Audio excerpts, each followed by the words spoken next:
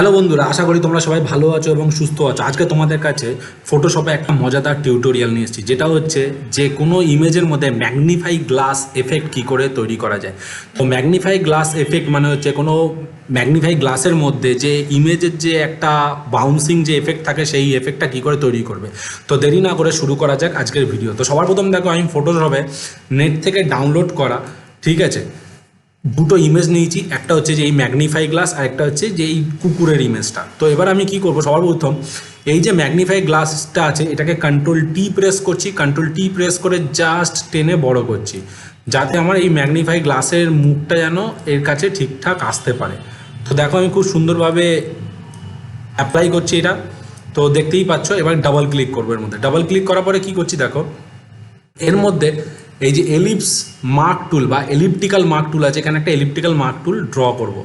Draw করার পরে নতুন একটা ব্ল্যাঙ্ক লেয়ার নেব।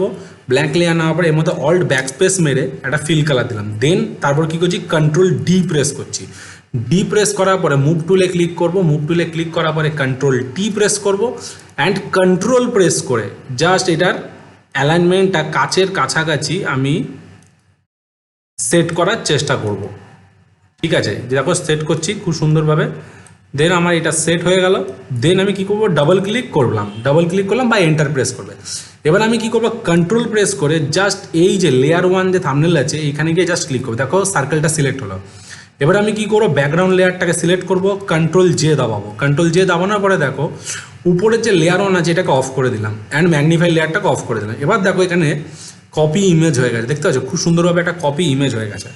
এবার আমি কি করছি দেখো, ম্যাগনিফাই লেয়ারটাকে ম্যাগনিফাই গ্লাসটাকে অন করলাম অ্যান্ড লেয়ার টু যেটা কপি করে সেই ইমেজটাকে সিলেক্ট করে ফিল্টারে যাবে। ফিল্টারে গিয়ে এখানে যাবে লিকুইফাইতে গিয়ে ক্লিক করবে। লিকুইফাইতে ক্লিক করার পরে দেখো যে মাস্কিং যেটা কন্ট্রোল জে প্রেস করেছিলাম সেটা দেখো এখানে শো করছে। এবার আমরা কি করব দেখো, এখানে কিছু অপশানস থাকবে, এখানে গিয়ে শুধু করবে ব্লট টুল। ব্লট টুল প্রেস করে এবার কি করবে, লেফট সাইডে থার্ড ব্র্যাকেট প্রেস করে জাস্ট ব্রাশটাকে একটু ছোট করবে, বা রাইট সাইডে থার্ড ব্র্যাকেট প্রেস করে জাস্ট একটু ব্রাশটাকে বড় করবে, যে যাতে একটু কাছাকাছি যেন থাকে।